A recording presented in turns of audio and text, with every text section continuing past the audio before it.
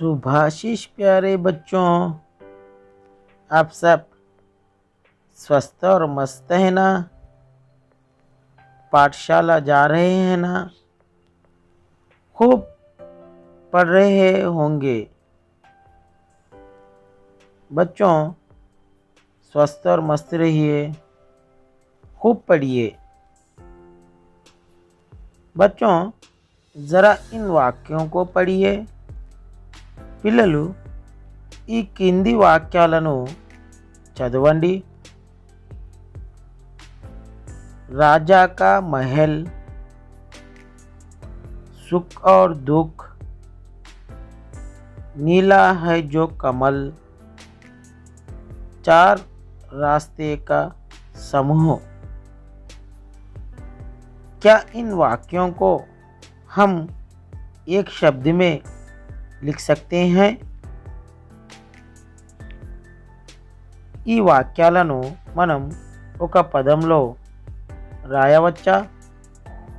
हाँ, बिल्कुल लिख सकते हैं।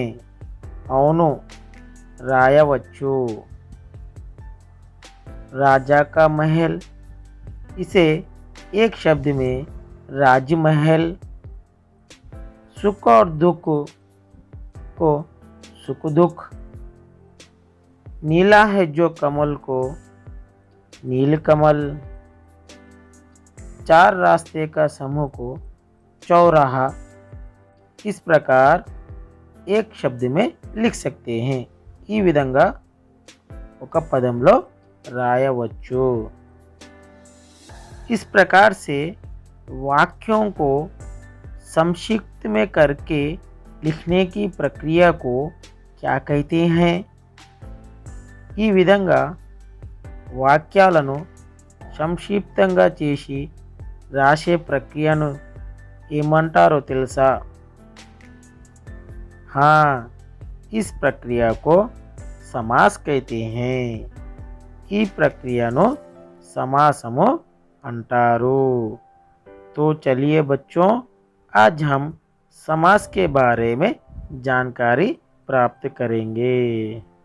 పిల్లలు, ఈరోజు మనం సమాసం గురించి తెలుసుకుందాం।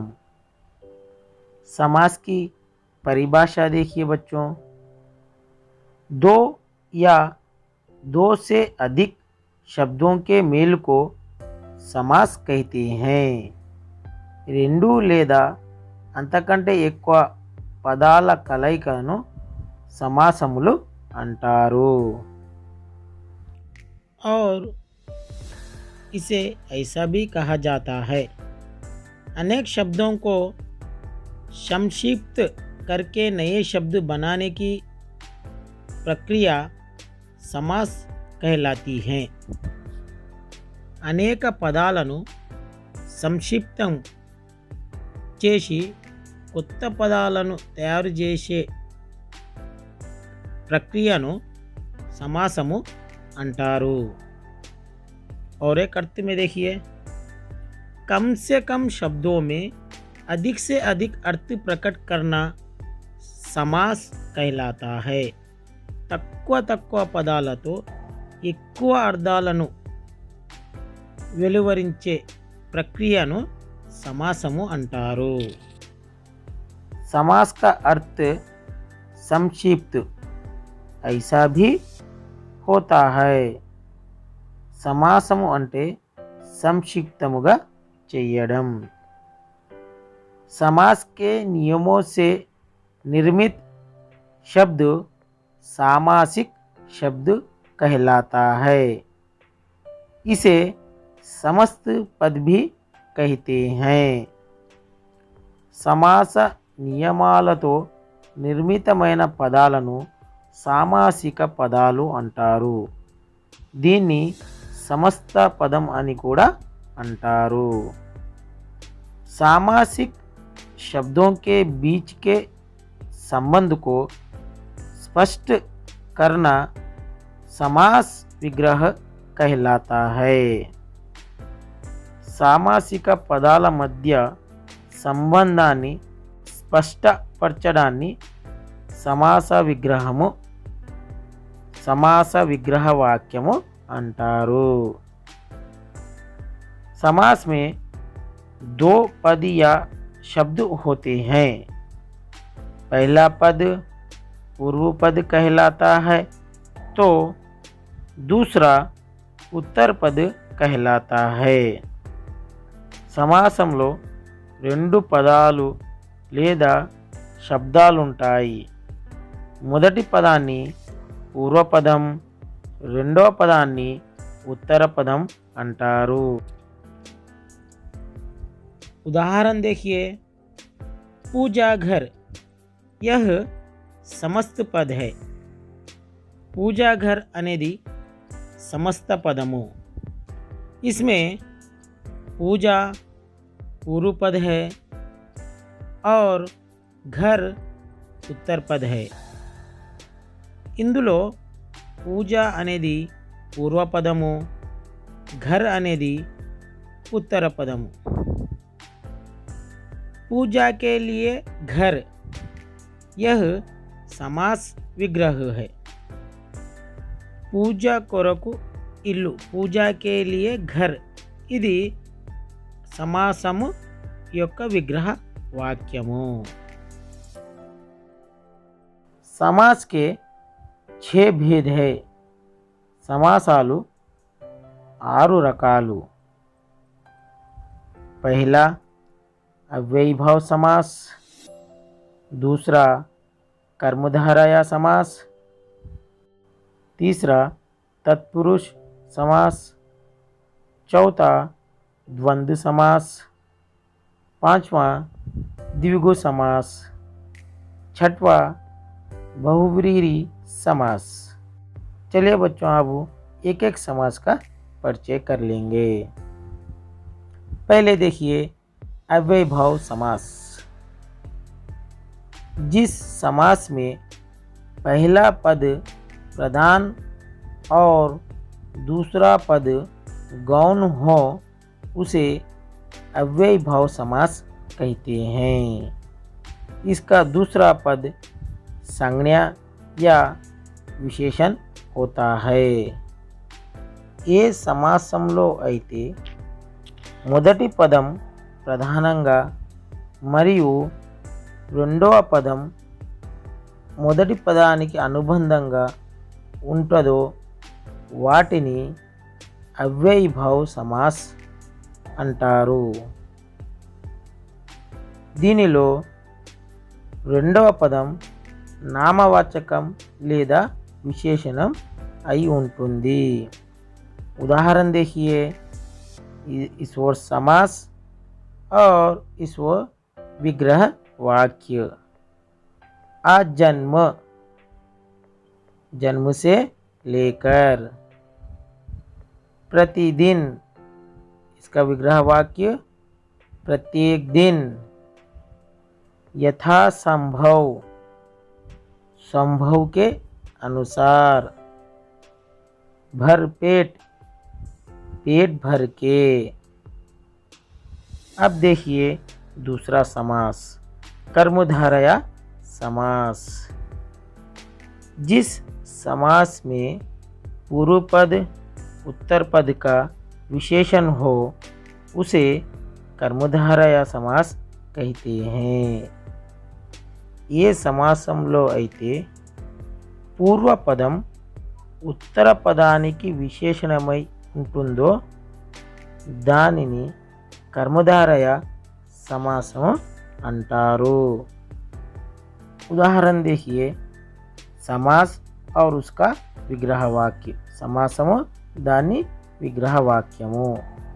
नील गगन, यह समास, इसका विग्रह वाक्य नीला है जो आसमान।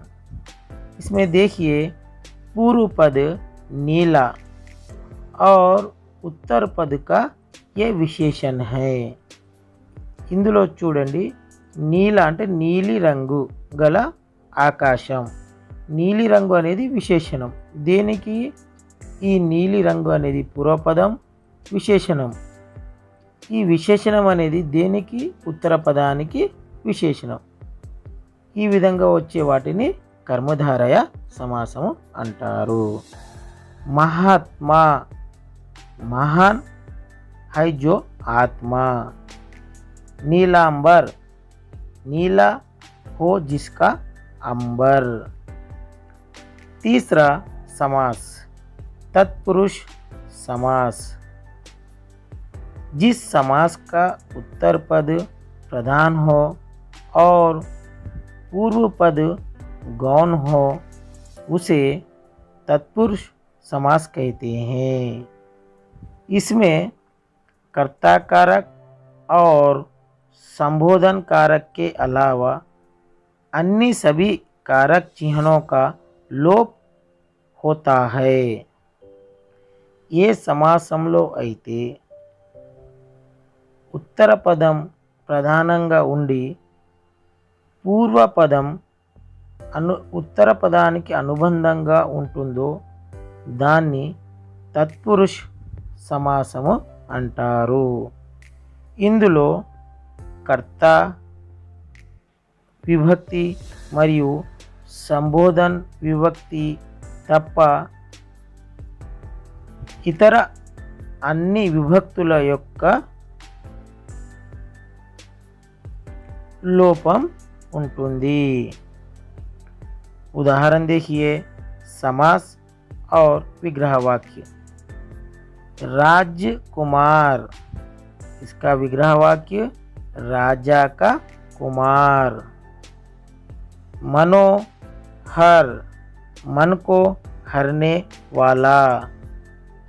रसोई घर, रसोई के लिए घर. गृह प्रवेश, गृह में प्रवेश. देखिए इस विग्रह वाक्य में कारक चिन्हों का उपयोग हुआ, वही समास में इन कारक चिन्हों का लोप हुआ है. चौथा द्वंद्व समास. जिस समास में पूर्व पद तथा उत्तर पद दोनों प्रधान होते हैं उसे द्वंद्व समास कहते हैं. इसमें समुच्चय बोधक अवयवों का लोप हो जाता है. ये समासంలో పూర్వపదం మరియు ఉత్తర పదం రెండు ప్రధానం అయి ఉంటాయో వాటిని ద్వంద్వ సమాసము అంటారు. ఇందులో సముచ్చయ బోధ అవ్యయాల యొక్క లోపము ఉంటుంది. उदाहरण समास और विग्रह वाक्य देखिए. समास क्या है? भाई बहन. और विग्रह वाक्य भाई और बहन. देश विदेश, देश और विदेश. यश अपयश, यश और अपयश. दिन रात, दिन और रात. पांचवा समास द्विगु समास. जिस समास में पहला पद संख्यावाचक हो उसे द्विगु समास कहते हैं. ये समासంలో మొదటి పదము సంఖ్య అయి ఉంటుందో దానిని ద్విగు సమాసము అంటారు. उदाहरण समास और विग्रह वाक्य. त्रिभुज, तीन भुजाओं का समाहार. षटकोण, षट అంటే ఆరు. षटकोण, 6 कोणों का समूह. पंचतंत्र, पंच అంటే 5, 5 तंत्रों का समूह. सप्ताह, सप्ताह అంటే 7. 7 आहनों, आहनों यानी दिन. 7 आहनों का समूह या 7 दिनों का समूह. नवरात्रि, नव అంటే 9, 9 रात्रियों का समूह. अब देखिए अंतिम बहुव्रीहि समास। जिस समास में ना पूर्व पद प्रधान होता है ना उत्तर पद, बल्कि अन्य पद की ओर संकेत करता है, उसे बहुव्रीहि समास कहते हैं। ఏ సమాసంలో అయితే పూర్వపదము మరియు ఉత్తర పదము రెండు పదాలు ప్రధానం కాకుండా ఇతర పదాన్ని చూపించే దానిని బహువ్రీహి సమాస్ అంటారు. అంటే మూడవ పదాన్ని ఇతర పదాన్ని చూపించే వాటిని బహువ్రీహి समास అంటారు. जिस समास में कोई पद प्रधान नहीं होता है, दोनों पद मिलकर किसी तीसरे पद की ओर संकेत करते हैं, उसे బహువ్రీహి समास कहते हैं. ఏ సమాసంలో అయితే రెండు పదాలు పూర్వపదము ఉత్తర పదము రెండు పదాలు కలిసి మూడో పదాన్ని సూచిస్తుందో దానిని బహువ్రీహి సమాసము अंटारू. उदाहरण समास और विग्रह वाक्य देखिए। नीलकंठ, यह समास, इसका विग्रह वाक्य नीला है कंठ जिसका। नीलकंठुडु అని ఎవరిని అంటాం?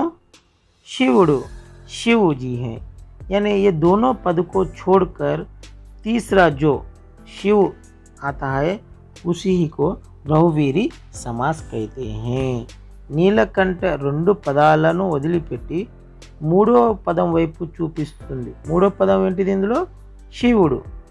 ఆ శివుడు అనే పదం ఏంటిది? బహువ్రీహి సమాసము. గిరిధర్, गिरी यानी पर्वत, धारण करने वाला, गिरी पर्वत को धारण करने वाला. గిరి పర్వతాన్ని తన చిటికెన వేలితో ఎత్తునటువంటి వారు ఎవరు? శ్రీకృష్ణుడు. శ్రీకృష్ణ, గిరిధర్ यानी श्रीकृष्ण. लंबोदर, लंबा है उधर जिसका, लंबा है उधर जिसका. లంబోదరుడు ఎవరి పొట్ట అయితే పెద్దగా ఉంటుందో అతనే. ఎవరు? गणेश. यहाँ गणेश. तो देखा है ना बच्चों समास और समास की परिभाषा. मैं आशा करता हूँ कि यह कक्षा आपको बहुत ही अच्छी लगी. मैं और एक नए विषय के साथ आपके सामने आऊँगा. तब तक के लिए धन्यवाद.